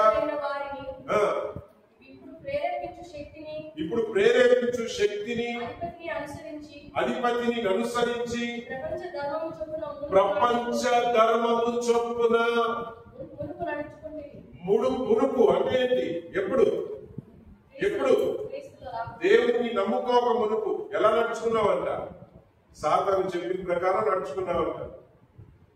లోకాధిపతి చెప్పిన ప్రకారం, చూపించిన ప్రకారం నడుచుకున్నావంట. హల్లెలూయా, హల్లెలూయా. కానీ సత్యాన్ని తెలుసుకుని యేసయ్య వైపు మనం ఎప్పుడైతే తిరిగామో, యేసయ్య ఏం చేస్తున్నాడు చూడండి. ఏ పరిస్థితిలో, చచ్చిన స్థితిలో మనం మిగిలిపోయామో, జీవం కోల్పోయామో, ప్రియమైన నష్టపోయామో, అవన్నిటినీ కూడా మరలా జీవములోనికి తీసుకొచ్చేటువంటి దేవుడు. పునరుద్ధానం అంటే చచ్చిన స్థితి నుండి జీవములోనికి తీసుకురావడము, జీవములోనికి రావడము. హల్లెలూయా, హల్లెలూయా. చచ్చిన స్థితి నుండి జీవములోనికి తీసుకురావడం, జీవంలోనికి రావడమే పునరుద్ధానం. హల్లెలూయా. ఏమిటి? అలాంటి స్థితిలో నుండి యేసయ్య ఎప్పుడో కాదు, ఇప్పుడు పునరుద్ధానం అనగా మనం కూడా పునరుద్ధానం పొందుతాము అనగా మనకి ఏం గుర్తుకొస్తుందంటే, ఎప్పుడో ఆ లైఫ్ ఆఫ్టర్ ఏమండి ద లార్డ్ సెకండ్ కమింగ్ అంటే ప్రభు యొక్క రాకడ తర్వాత గురించి ప్రభు మా పాస్టర్ గారు మాట్లాడుతున్నారేమో అని అనుకుంటాం చాలాసార్లు. కాదండి, ఈ లోకములో ఉండంగానే దేవుడు పునరుద్ధాన శక్తిని సంఘానికి ఇచ్చాడు. It is for us to receive it or not. మనం పొందుకుంటామా పొందుకోమా అనేది మన ఇష్టం. మన లోకానుసారమైన లోకాధిపతిని అనుసరించుకుంటూ మనం ప్రవర్తించామనుకోండి, ఏమిటి మునుపటిలాగానే శరీరాశ, నేత్రాశ, జీవపు నమ్మం, కోపం, క్రోధం, అసూయ, ఈర్ష ఇవన్నిటి చొప్పున మనం ప్రవర్తిస్తూ ఏమిటి లోకానుసారంగా మనం ప్రవర్తిస్తూ వచ్చామనుకోండి, దేవుని యొక్క శక్తి, వీటి నుండి మనల్ని విడిపించేటువంటి పునరుద్ధాన శక్తి, మనలో జీవమును కలిగించేటువంటి పునరుద్ధాన శక్తి, మనలను పరిశుద్ధతలో నిలిపేటువంటి పునరుద్ధాన శక్తిని మనం విసర్జించినట్లే. దేవునికి స్తోత్రం, హల్లెలూయా. క్రీస్తుకు పోలిన వారంగా మనం ఎందుకు మారాలి? ప్రశ్న. ఎందుకు మారాలి? నశించుకోకుండా ఉండాలంటే మనం ఆయనలాగా మారాలి. ఏం చెప్పండి? ఎందుకు చెప్పండి? There are only two ways. రెండే మార్గాలు ఉన్నాయి. ఒకటి యేసయ్య లాగా మారడం, లేదంటే సాతాను లాగా మారడం. ఏం చెప్పండి? రెండే మార్గాలు ఉన్నాయి. ఒకటి యేసయ్య మార్గం వచ్చి జీవ మార్గం. హల్లెలూయా. ఒకటి యేసయ్య లాగా మనం ఉన్నట్లయితే ఎవరినో మెప్పించడానికి యేసయ్య లాగా మారడం కాదండి. ఆయన లాగా మన నిన్న బెంగళూరు వచ్చేటప్పుడు కొన్ని విషయాలు చెప్పుకుంటూ నవ్వుకుంటూ వచ్చాం. అదేంటంటే మన శ్రేయ్ సాక్షి వాళ్ళు వెళ్ళే బెంగళూరులో ఒక చర్చికి వెళ్తారు. వారి ఇంటి దగ్గరలో ఉన్న చర్చ్. ఆ చర్చికి వెళ్తున్నప్పుడు ఆ చర్చిలో నేను కూడా వెళ్ళాను ఒకసారి. వాళ్ళు అందరూ అక్కడికి వెళ్తున్నారు కనుక నేను ఎప్పుడు ఇక్కడికి రాని సందర్భంలో, నాకు ఏ మీటింగ్లు లేని సందర్భంలో బెంగళూరు ఉన్నప్పుడు ఒకసారి 2 సార్లు లేదా 3-4 సార్లు వెళ్ళాను ఆ చర్చ్ కూడా. చాలా బాగుంటుంది, మంచి ఆత్మీయ సంఘం. మరి ఇద్దరు పాస్టర్లు అన్నమాట, ఇద్దరు పాస్టర్లు. హల్లెలూయా. ఆ సంఘంలో ఇద్దరు పాస్టర్లు. ఒక పాస్టర్ గారు తమిళ్లో చెప్తే ఇంకొక పాస్టర్ గారు తెలుగులో చెప్తారు. హల్లెలూయా. ఒక్కొక్క ఆదివారం మారి చెప్తారు. ఈ ఆదివారం ఈ పాస్టర్ గారు చెప్తే వచ్చే ఆదివారం ఆ పాస్టర్ గారు చెప్తారు. ఈ పాస్టర్ గారు తెలుగులో చెప్తే ఆ పాస్టర్ గారు తమిళ్లో చెప్తారు. తమిళ్లో తెలుగు సర్వీస్ అనమాట. ఇప్పుడు మన సాక్షి శ్రేణి ఏం చేస్తున్నారంటే, వాళ్ళ ఇంట్లో రోజు వాళ్ళు ఆడుకుంటున్నారు. ఎలా ఆడుకుంటున్నారు? హేళన చేయడం కాదు, ఆ పాస్టర్ లాగా ఇమిటేట్ చేస్తున్నారు. శ్రేయేమో ఇంగ్లీష్ లో మాట్లాడతారంట, ఇంగ్లీష్ లో మాట్లాడే పదాన్ని తెలుగులో చెప్తారు. అంతే ఈ భావం. చెప్పుకుంటే నాకు ఎంతో ముచ్చట అనిపించింది. హల్లెలూయా, హల్లెలూయా. అంటే they are being inspired by the servants of God. దేవుని సేవకుల చేత వాళ్ళు ఇన్స్పైర్ అయ్యారు. ఇన్స్పైర్ అవ్వడం అంటే ఏంటి? తెలుగులో చెప్తాం. వాళ్ళు ప్రోత్సహించబడుతున్నారు. వారిలాగా ఉండాలని వాళ్ళు ఆశపడుతున్నారు. వారిలాగా మాట్లాడాలని వాళ్ళు ఆశపడుతున్నారు. ఆ ఆశ కొలది ఏమిటి? వారిలాగా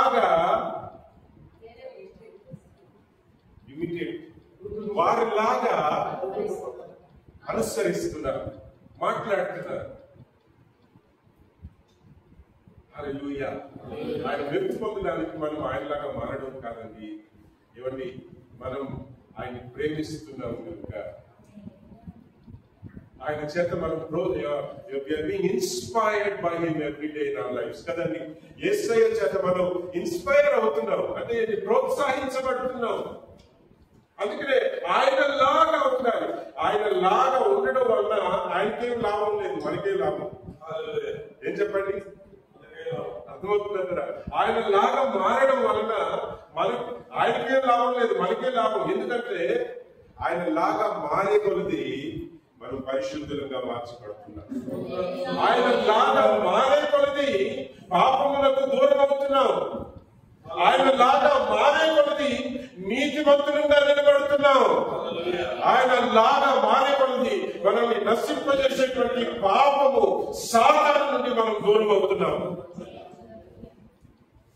మనకి ఇంతకు ముందే మనం అనుకున్నాం, మనల్ని నష్టపరిచేది ఏంటి అంటే పాపం.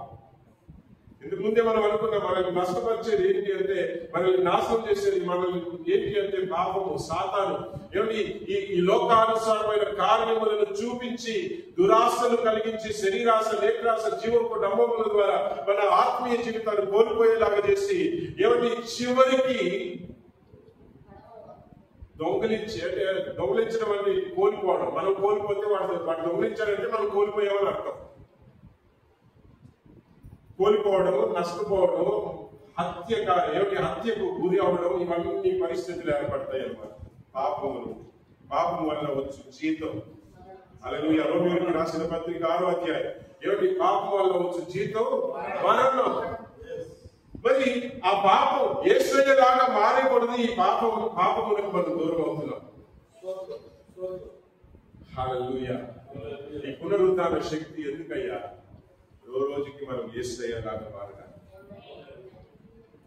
రోజుకి మనం యేసయ్యలాగా రూపించబడినట్లుగా, పాపం నుండి మనం విడుదల పొందినట్లుగా, ఏమిటి యేసయ్యలాగా మారినట్లుగా మనం రూపించబడుతూ ఉన్నాము. కనుక ప్రియమైన సత్క్రియలు అనేది మెప్పు పొందడానికి కాదు, యేసయ్యలాగా మారడానికి సత్క్రియలు. యేసయ్యలాగా దేవుని ఆత్మ చేత రూపించబడ్డాం కనుక మనం సత్క్రియలు కలిగి ఉన్నాము. We don't need to live to please anyone. ఎవరిని మెప్పించడానికి కోసం మనం బ్రతకాల్సిన అటువంటి దౌర్భాగ్య స్థితి దేవుడు మనకి ఇవ్వలేదండి. స్వాతంత్రం ఇచ్చాడు. God gave us freedom. స్వాతంత్రముతో, ఏమిటి, స్వేచ్ఛతో, అంటే ఏంటి, ఇష్టపూర్వకముగా దేవుని లాగా మారడానికి నీవు ఇష్టపడితే, ఇష్టపూర్వకంగా ఏమిటి తన ఆత్మ నీవు ఇష్టపడితే, తన ఆత్మతో మనల్ని నింపి మన ఇష్టం కొలది, మన ఆశ కొలది ఆయన లాగా తన ఆత్మ ద్వారా మనల్ని రూపించేటువంటి దేవుడై ఉన్నాడు. అందుకనే అంటున్నాడు ఆయన, మారుమనసు పొందండి అయ్యా, మారుమనసు పొందండి అయ్యా. ప్రతి ఒక్కరూ మారుమనసు పొందండి. ప్రతి ఒక్కరూ యేసే దేవుడని నమ్మండి. ప్రతి ఒక్కరూ ఏమండి నమ్మండి. ఆయనలో జీవం ఉంది, ఆయన వెలుగై ఉన్నాడు. ఏమండి, లోకములకు వెలుగునిచ్చు దేవుడుగా ఆయన లోకానికి వచ్చాడు. పరిశుద్ధ దేవుడు అని చెప్పి సువార్త ప్రకటించబడుతుంది. ఎందుకు ప్రకటించబడుతుంది? ఆయన నమ్ముకుంటే మనకి జీవం కలుగుతుంది.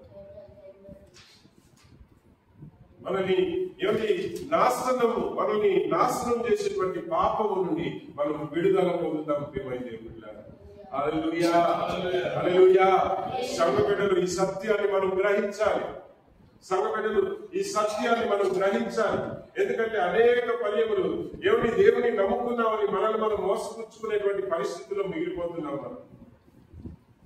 ఒక్కొక్కసారి మనం అనుకుంటాం మనం దేవుని నమ్ముకున్నామని, కానీ దేవుని నమ్ముకున్నామని అనుకుంటూ మనం మోసపుచ్చుకుంటున్నాం. కారణం ఏంటో తెలుసా? ప్రియమైన ఆయన ఆత్మ లేని వారముగా మనం మిగిలిపోవడం వలన కారణం ఏంటో తెలుసా? మనం ఆయన ఆత్మను కోరుకునే దానికంటే, ఆయన జీవము మనం కోరుకునేదానికంటే కేవలం లోకాశ, శరీరాశ, జీవపు ఒక్కొక్కసారి మనం దేవుని ఎందుకయ్యా నమ్ముకున్నామంటే మన అవసరాలు తీర్చుకునడానికి. ప్రభు ఆయన నమ్ముకుంటే వ్యాధి పోతుందంట. ఆయన నమ్ముకుంటే కేవలం వ్యాధిని పోగొనడానికి ఆయన రాలేదండి, మనలో జీవము కలిగించడానికి, సంపూర్ణమైన జీవం కలిగించడానికి ఆయన ఈ లోకానికి వచ్చారు. హల్లెలూయా. జీవం కలిగించేటువంటి మార్గంలోనే ఇవన్నీ పోతాయి. ఏమేమి పోతాయి? వ్యాధి పోతుంది, నష్టం పోతుంది, దుఃఖం పోతుంది. ఏమిటి? ఆయన ఎందుకు వచ్చారంటే ఆయనలో ఉన్నటువంటి సమాధానం మనలో పుట్టించడానికి, మనకి కలిగించడానికి, సంతోషము, సమాధానము, జీవము, ఏమిటి? జీవ మార్గము మనకి బయలుపరచడానికి, మనకి కలిగించడానికి ఆయన ఈ లోకంలోకి వచ్చారు. ఇది పునరుత్థాన శక్తి. ఇది పునరుత్థాన శక్తి. హల్లెలూయా. క్రీస్తుని మరణము నుండి లేపడమే కాదు, క్రీస్తుని నమ్మిన ప్రతి ఒక్కరిని కూడా లేపడానికి ఇవ్వబడినటువంటి పునరుత్థాన శక్తి. అందుకనే రోమియోకి వ్రాసిన పత్రికలో చెప్తాడు. ఏమిటి? అంతేకాదు, ఏమిటి? 8వ అధ్యాయం అనుకుంటారు. రోమియోకి రాసిన, ఇందాక మనం చదివాం కదండి. ఏమిటి? ఆయన ఆత్మ, క్రీస్తుని లేపిన ఆత్మ మిమ్మల్ని కూడా లేపినట్లయితే అంటాడు. మనల్ని లేపడానికి, ఆ యేసుని లేపడానికి వచ్చిన ఆత్మ ఎందుకు వచ్చారయ్యా? మనల్ని కూడా బ్రతికించడానికి. హల్లెలూయా. చచ్చిన స్థితిలో ఉన్న మనల్ని మరలా, హల్లెలూయా, రిజరెక్ట్ చేయడానికి, మరలా మనల్ని లేపడానికి, జీవముతో ఆయనలో ఉండేటువంటి జీవమును మనకు కలిగించడానికి కోసం ఆయన దిగి వచ్చాడండి. ఇఫ్ యు వాంట్ ఇట్, మనకు కావాలనుకుంటే చాలండి. మనం కావాలనుకుంటే చాలు. ప్రభువా, మీ జీవమును నాలో కలిగించండి అని మనపూర్వకంగా నీ వేడుకోవడం మొదలు పెడితే, ఏమిటి? మన పాపములను గ్రహించి మారు మనసు, ఏమిటి? ప్రభువా, ఇంతకాలం శరీరాశ, నేత్రాశ, జీవము, డమ్మములతో నేను బ్రతికిపోయాను ప్రభువా. ఇంతకాలం లోకం కోసం నేను నమ్ముకుని వచ్చాను. కానీ ప్రభువా, నా పాపము నుండి ప్రభువా నన్ను విడిపించడానికి నీవు వచ్చావనే సత్యాన్ని నేను గ్రహించి, ప్రభువా నీ వైపు చూస్తున్నాను ఆయన, నా పాపములను క్షమించి మీ జీవమును నాలో కలిగించమని మనపూర్వకముగా ఎవరైతే వేడుకుంటారో, ఈ పునరుత్థాన శక్తి, ఏమిటి? క్రీస్తుని లేపినటువంటి ఈ ఆత్మ దేవుడు మనకు కూడా కలిగించేటువంటి దేవుడై ఉన్నాడు. దేవునికి స్తోత్రం. హల్లెలూయా. హల్లెలూయా. ఏమిటి? ఎఫెసీయులకి వ్రాసినటువంటి పత్రిక కొన్ని వచనాలు మనం కిందకి చదువుకుందాం. 3వ వచనం నుండి చదవండి. 2వ అధ్యాయం 3వ వచనం. ఏంటబ్బా? వారితో కలిసి శరీరం యొక్కయు మనస్సు యొక్కయు కోరికలను నెరవేర్చుకొనుచు మన శరీరాన్ని అనుసరించి ప్రవర్తించు కడమ వారి వలె స్వభావ సిద్ధంగా దైవోక్తకు పాత్రులమై ఉంటిమి. దైవ ఉగ్రతకు పాత్రులమై ఉంటిమి. అయినను దేవుడు కరుణా సంపన్నుడు అయ్యుండి మనము మన అపరాధముల చేత చచ్చిన వారమై ఉండినప్పుడు సహితము మన ఎడల చూపిన తన మహాప్రేమ చేత మనలను క్రీస్తు మరణం నుండి లేపబడడం, బ్రతకడం నిజమైతే ఆయనను నమ్మిన ప్రతి ఒక్కరికి కూడా ఏమిటి? అపరాధముల నుండి విడుదల, పాపము నుండి విడుదల, శాపము నుండి విడుదల. క్రీస్తు ఎలాగైతే మరణమును జయించి తిరిగి లేపబడ్డారో మనము కూడా ఆయనతో కూడా లేపబడిన వారము. పక్కనున్న వారిని చూసి చెప్పండి ఒకసారి, మీరు క్రీస్తుతో పాటు లేపబడిన వారు. హల్లెలూయా. You were raised with Christ. హల్లెలూయా. నీవు క్రీస్తుతో కూడా లేపబడిన వ్యక్తివి. తెలియచదు. ఒకరికొకరు చెప్పండి, చెప్పించుకుని మౌనంగా ఉండకూడదు. హల్లెలూయా. పక్కన వ్యక్తికి కూడా ఆశీర్వాదం కావాలి. మీరు క్రీస్తుతో పాటు లేపబడిన వ్యక్తివి. హల్లెలూయా. హల్లెలూయా. ఇంకా కిందికి చదవండి అమ్మా. కృప చేత మీరు రక్షించబడి ఉన్నారు. క్రీస్తునందు ఆయన మనకు చేసిన ఉపకారముల ద్వారా అత్యధికమైన తన కృపా మహిమైశ్వర్యము కనబరచు నిమిత్తము ఆయనతో కూడా లేపి పరలోకములో మనలను ఆయనతో కూడా కూర్చుండబెట్టెను. ఎంతటి హోదాని, ఎంత గొప్ప స్థితిని దేవుడు మనకి ఇచ్చాడు. ఆలోచించండి. We are going to sit with Christ. And dine. ఏమండి, ఆయనతో కలిసి మనం భోజనం చేయబోతున్నాం, ఒకే భాగంలో మనం కూర్చోబోతున్నాం ప్రభుత్వం పాటు. ఎంత గొప్ప కృప! హల్లెలూయా! క్రీస్తుతో కూడా కూర్చుండబెట్టెను. ప్రియమైన దేవుని బిడ్డలారా, పునరుత్థాన శక్తి నీవు లేపబడ్డావా? Have you been raised? మనల్ని మనం పరిశీలన చేసుకుందాం. లేపబడిన వారు, ఏమండి, క్రీస్తుతో పాటు లేపబడిన వారు ఎలా ఉంటారో తెలుసా? హల్లెలూయా! క్రీస్తుతో పాటు లేపబడిన వారు ఎలా ఉంటారో తెలుసా? క్రీస్తుతో ఉండేటువంటి వారు కనుక, క్రీస్తు ఎలాగైతే పైన ఉన్నారో, పరలోకంలో దేవుని కుడిపార్శ్వంలో కూర్చుని ఉన్నారో, ఆ పైనున్న వాటినే ఆశపడుతూ ఉంటారు. Because they been raised from the, ఏమిటి, ఈ లోక సంబంధమైన వాటి నుండి లేపబడిన వారు వీరు. మనం ఎవరు? లోక సంబంధమైన వాటి నుండి, పాపమైన వాటి నుండి, శాపము నుండి లేపబడిన వారము, పాపము నుండి విడుదల పొందిన వారము. దేవునికి స్తోత్రం! లేపబడిన వారము. అందుకనే కొలస్సీ పత్రికలో పౌలు గారు అంటారు, ఏమండి, if you were raised with Christ, క్రీస్తుతో పాటు నీవు లేపబడిన వ్యక్తివైతే నీవు పైన వాటిని వెతుకు.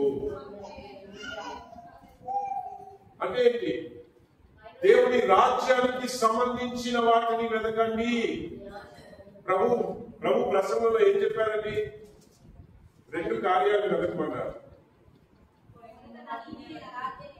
ఏం వెతకమన్నారు? నా నీతిని. చూసారండి, దేవుని నీతి మనకి ఎలా కలుగుతుంది? ఆయన రక్తము, ఆయన ఆత్మ. ఆయన రక్తంలో కడగబడడం, మన పాపాలు కడగబడుతుంది.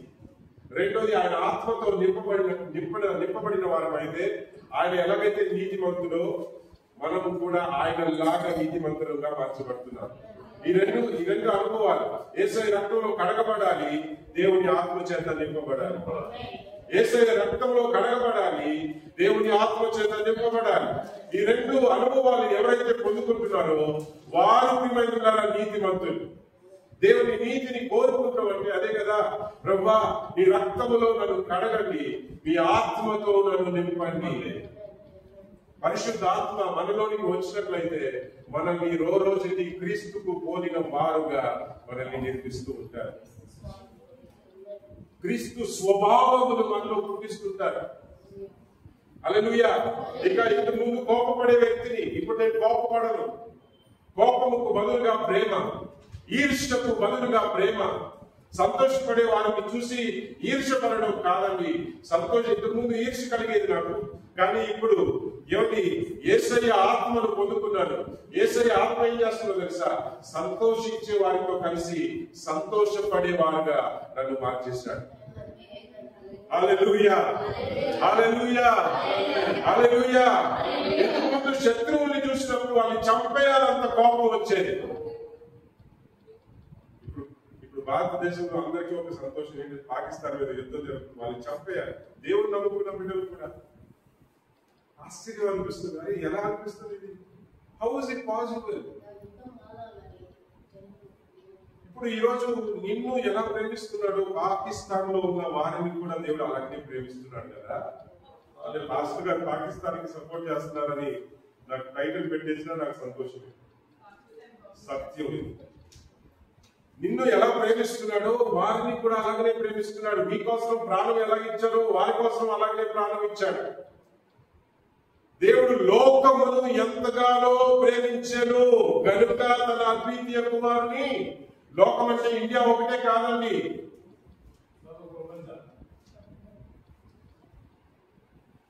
ఒకరినొకరు చంపుకోవడానికి దేవుడు మనల్ని చేయలేదు. ఒకరినొకరు చంపుకోవడానికి, ఒకరినొకరు ద్వేషించడానికి దేవుడు మనల్ని సృష్టించలేదండి. చంపడాలు, ఎవరిని తీర్పు చేయడాలు అవంతా కూడా ప్రభుత్వాలు చూసుకుంటాయి. దేవుని బిడ్డలు ఒకరి కోసం ఒకరు ప్రార్థన చేయాలి, సమాధానం కోసం ప్రార్థన చేయాలి. మారు మనసు, ఎందుకంటే ఒక వ్యక్తికి మారు మనసు కలిగిందంటే ఇవన్నీ బయటికి పోతాయి కదా. పాకిస్తాన్ మారు మనసు పొందాలని ప్రార్థన చేయండి.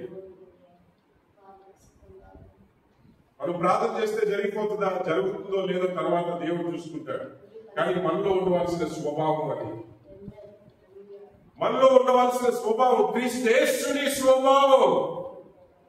హల్లెలూయా. క్రీస్తేస్తుని స్వభావం. ఈరోజు యేసు ప్రభు వారు మన మధ్యలో ఉన్నట్లయితే ఆయన ఏమని ఆలోచిస్తారు, ఎలా ఆలోచిస్తారో ఒకసారి ఆలోచించాలి. ఆయన లాగా మనం ఆలోచిస్తున్నామా, లేకపోతే నా శరీరం చెప్పిన ప్రకారంగా నేను ఆలోచిస్తున్నాను?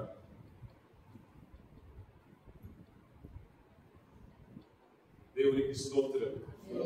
ఈరోజు మనల్ని మనం పరిశీలన చేసుకోవాలి. శత్రువుని చూసినప్పుడు ఇంతకు ముందు కోపం కలిగేదండి, కానీ ఇప్పుడు నేను దేవుని ఆత్మ చేత నింపబడి క్రీస్తు స్వభావం నాలో ఏర్పడింది. ఇంతకు ముందు కోపం వచ్చేది, ఇప్పుడు నాకు ప్రేమ కలుగుతుంది, క్షమించాలి అనిపిస్తుంది, వారి కోసం ప్రార్థన చేయాలి. నేను చెప్పిన వారు మారరు, కనీసం వారి కోసం నేను ప్రార్థన చేస్తాను, ప్రభువా వారిని మార్చమని. హల్లెలూయా. ఇది క్రీస్తేస్తుని స్వభావం. క్రీస్తేస్తుని స్వభావం. దీనికి భిన్నముగా వచ్చేటువంటి ఆలోచనలు మనలోనికి ఖచ్చితంగా వస్తుంది, ప్రతి ఒక్కరికి వస్తుంది. ఆలోచన రావడం తప్పు కాదు, ఎందుకంటే శోధించబడడం తప్పు కాదు, శోధనలో పడిపోవడం తప్పు.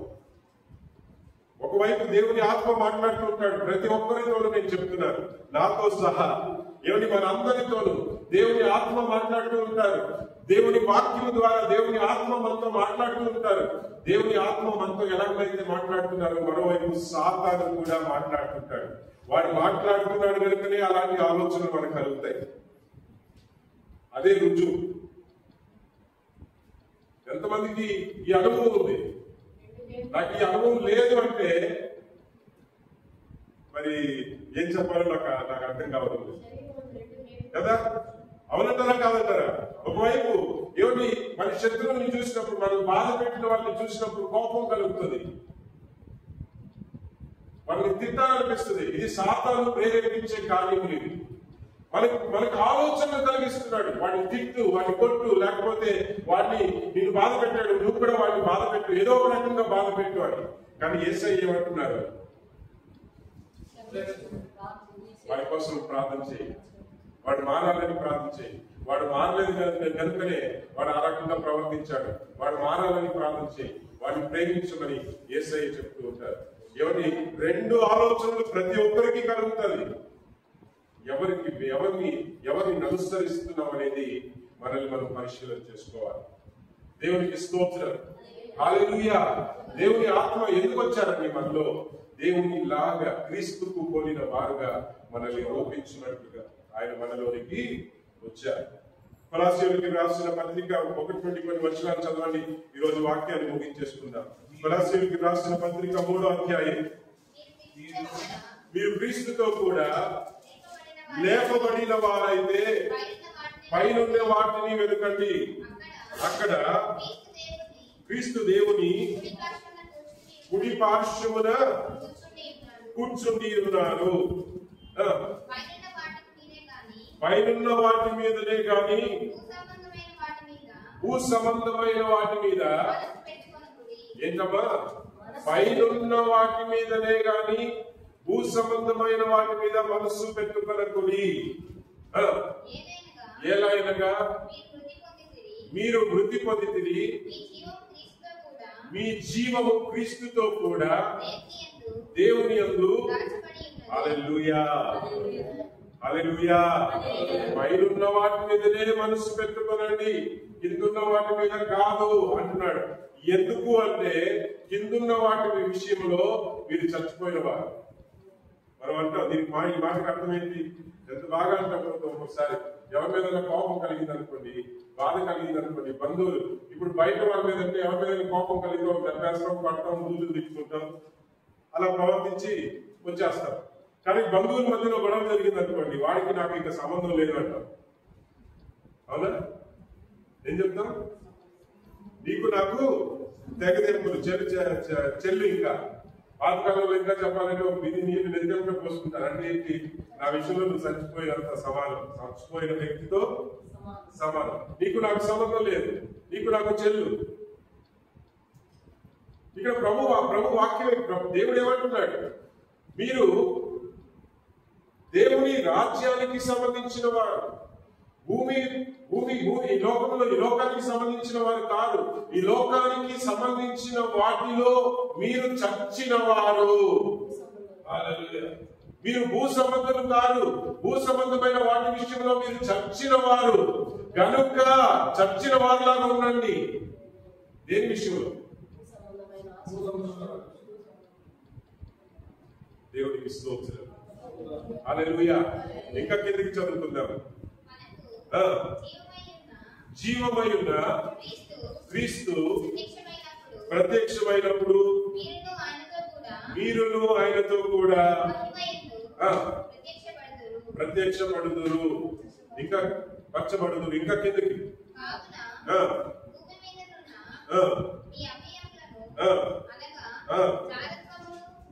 భూమి మీద ఉన్న మీ అవయవములు అనగా జారత్వములు, అపవిత్రతను, కామకత్వమును, దురాశను, విగ్రహారాధన, ధన ఆపేక్ష చంపివేయుడి. హల్లెలూయా. హల్లెలూయా. How do you overcome this? ఈ ధనాశ, శరీరాశ, నేత్రాశ, ఇవన్నీ మనం విడుదల పొందేది ఎలాగా? వీటిని చంపుకునేది ఎలాగా అంటే నీవు క్రీస్తుకి దగ్గర అయ్యే కొలది, దేవుని వాక్యం ధ్యానించే కొలది, ఆయన ఆత్మ చేత నింపబడే కొలది, ఆయన ఆత్మ చేత నడిపించబడే కొలది రోజుకి ఇవన్నీ కూడా మనలో నుండి బయటికి పోతాయి. ఇంతకు ముందు మనం ఈ రకంగా ఉండేవాళ్ళం, కానీ ఇప్పుడు మన ఆశ అంతా కూడా దేవుని రాజ్యం, మన ఆశ అంతా కూడా దేవుని నీతి, మన దృష్టి అంతా కూడా పైనున్న వాటి మీదనే మనం నిలుపుకుంటాం. ఈ లోకంలో ఏమండి మనం బాధించబడ్డామా? ఈ లోకంలో మనం నష్టపోయామా? మన కోపం, అసూయ, లేకపోతే ఎవరైనా మనల్ని మోసం చేశారా? ఏమండి దేవునికి స్తోత్రం చెప్పుకుంటూ ప్రియమైనలారా, ఎందుకంటే లోక విషయంలో ప్రియమైనలారా, లోకంలో ఏమి ప్రియమైనలారా, మనం లోక సంబంధం కావాలి. మనం దేవుని రాజ్యానికి సంబంధించిన వాళ్ళు. మన దృష్టి పైనున్న వాటి మీద మనం ఉన్నప్పుడు, దేవుని రాజ్యం మీద మన దృష్టి ఉన్నప్పుడు, మన దృష్టి దేవుని మీద మనం నిలుపుకున్నప్పుడు ప్రియమైనలారా, ఈ లోకంలో మనకి ఏమేమి అవసరమో దేవుడు మనకు అనుగ్రహించేటువంటి దేవుడు అయి ఉన్నాడు. ఏం చెప్పండి? ఇస్తారా లేదా? దేవుడు ఇవ్వగలుగుతాడా లేదా? ఏం చెప్పండి? ఇశ్రాయేలు ప్రజలకి దేవుడు ఒక మాట చెప్పాడు, కానానుని నేను మీకు ఇస్తాను అని దేవుడు చెప్పాడు. అబ్రహాముకు వాగ్దానం, పితరులకు వాగ్దాన పట్టణం ఏంటి అంటే కానాను. మీ దృష్టి కానాను మీద నిలుపుకోవాలి. ఇశ్రాయేలు ప్రజలు ఏంటంటే వెళ్ళవలసిన కానాను మీద దృష్టి పెట్టుకోలేదు. వెళ్ళవలసిన కానాను మీద దృష్టి పెట్టుకుంటే ఎంతో బాగుంది.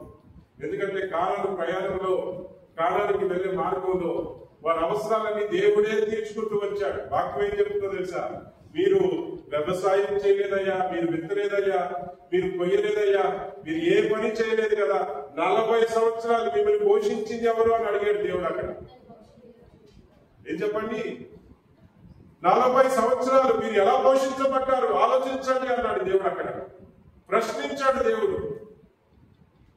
40 సంవత్సరాలు మీరు తిన్నారు, మీకు ఆకలి గాని, దప్పిక గాని, ఏమంటే మీ వస్త్రముల విషయంలో గాని, మీ అవసరాల విషయంలో ఏ కొరత లేకుండా మీరు, మీ కుటుంబ సభ్యులు, మీ పిల్లలు బ్రతికారు కదా, ఎలా బ్రతికారు ఆలోచించండి అన్నాడు దేవుడు.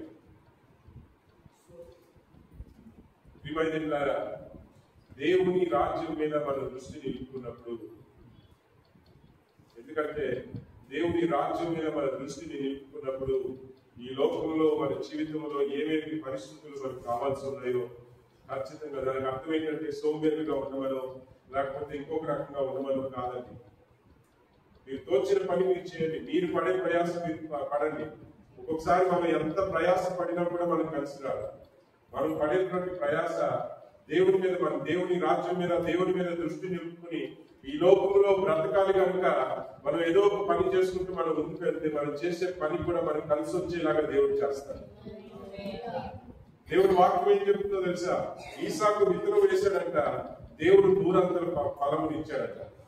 విత్తనం వేయకుండా ప్రభా నాకు నూరంతర పంట కావాలంటే ఎక్కడి నుండి వస్తుంది? హల్లెలూయా, హల్లెలూయా, హల్లెలూయా. ఏమండి, మనం పడే దేవుని రాజ్యం మీద మన దృష్టిని నిలుపుకొని అనుదిన జీవితము మనం చేయవలసిన బాధ్యతలు నెరవేర్చుకుంటూ మనం ముందుకు వెళ్ళినప్పుడు కలిసి వచ్చేలాగా చేసేటువంటి దేవుడు. ఎక్కడెక్కడ నష్టపోతున్నామో, ఎక్కడెక్కడ సాతాను దొంగిలించాడో మరలా పునరుద్ధానము చేసే దేవుడు. ఆ స్థలంలో మీ వ్యాపారం కావచ్చు, మీ ఉద్యోగం కావచ్చు, ఏవైనా కావచ్చు, మీ కుటుంబ పరిస్థితులు కావచ్చు, ఏమిటి మరలా జీవింపజేసేటువంటి దేవుడు. సంఘానికి పునరుద్ధాన శక్తినిచ్చిన దేవుడు ఆయన. He is able to bring back to life every situation which seems to be dead. ఏవే పరిస్థితులు దిగజారిపోయాయని మనం అనుకుంటామో ఆయా పరిస్థితుల్లో కూడా జీవమును కలిగించే దేవుడు.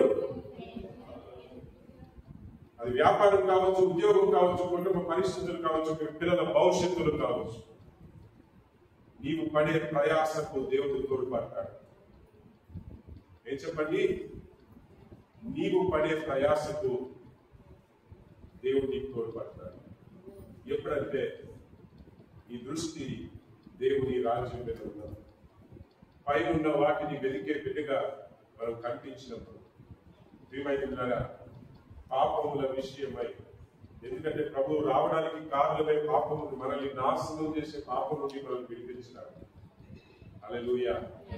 ఆయన కోరుకున్నామంటే, ఆయన నీతిని కోరుకున్నామంటే, ఆయన రాజ్యాన్ని కోరుకున్నామంటే, ఆయన ఆత్మ, పునరుద్ధాన ఆత్మ, విశ్లేషణని లేపినటువంటి ఆత్మ దేవుడు మనకిచ్చి ప్రతిరోజు మనల్ని అనాథలుగా విడిచిపెట్టకుండా మనకి జయ జీవితమునిచ్చి మనల్ని స్థిరపరిచేటువంటి దేవుడు ఆయన. ఎంతమంది నమ్ముతున్నారు ఈరోజు? ఒకవేళ ఎవరిని దేవుని నమ్ముకుని కూడా లోకానుసారంగా బ్రతుకుతూ వచ్చామేమో ఒకసారి ఆలోచించుకుందాం. లేదా మన క్రియల వలన దేవుని మెప్పు పొందుకోవాలని ప్రయత్నం చేశామేమో. మనం క్రియల వలన దేవుని మెప్పుని పొందుకోలేమండి. విశ్వాసం, హల్లెలూయా, ఆయన నా కోసం మరణించాడని విశ్వాసం.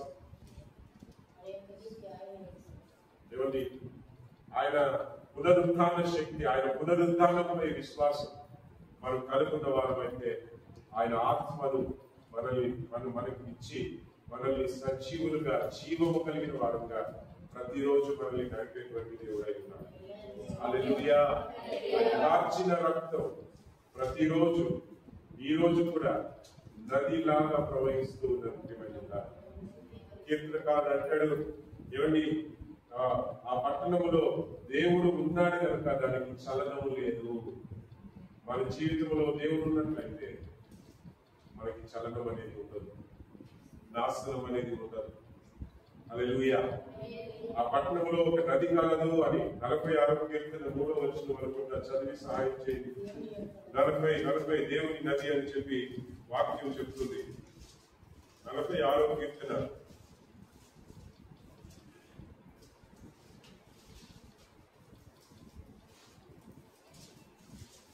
ఒక నది కలదు. 4వ వచనం. ఒక నది కలదు, దాని కాలువలు దేవుని పట్టణమును సర్వోన్నతుని మందిరపు పరిశుద్ధ స్థలమును సంతోషపరచుచున్నవి. 5వ వచనం. దేవుడు ఆ పట్టణములో ఉన్నాడు కనుక దానికి చలనము లేదు. చూసారండి, ఆ నది ఏంటి? యేసయ్య రక్తం. ఈ రోజుకి నీ కోసం, నా కోసం ప్రవహిస్తూనే ఉంది. ఏమండి, మనల్ని నష్టపరిచిన ప్రతి కార్యములను కడిగి వేయడానికి ప్రవహిస్తూనే ఉంది. ఆ నదిలో మనం కడగబడతామా? దేవుని ఆత్మ. ఆ నది అంటే ఏంటి? దేవుని ఆత్మ. ఆ నది అంటే ఏంటి? యేసయ్య రక్తం మన కోసం ప్రవహిస్తూనే ఉంది. ఆ నదిలో మనం పడ్డామంటే కడగబడతాం, ఆత్మతో నింపబడతాం. ఎవరి సంతోషభరితంగా. హల్లెలూయా, హల్లెలూయా.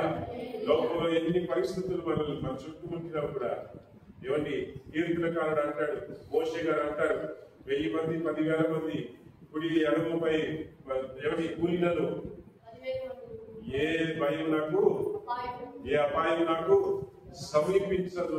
హల్లెలూయా. ఏ అపాయం నాకు సమీపించదు. హల్లెలూయా. ఆ నది యేసయ్య నది. హల్లెలూయా. యేసయ్య రక్తం అనే నది, యేసయ్య ఆత్మ అనేటువంటి నది మరి బస్సులో ప్రవహిస్తూనే ఉంది. ఆయన కోరుకున్న వారు అయితే ఆ పునరుద్ధాన శక్తి, పునరుద్ధానం అనగా ఎవరి మరణము నుండి జీవములోనికి రావడం. హల్లెలూయా. మన యేసయ్య బ్రతికించే దేవుడు అండి.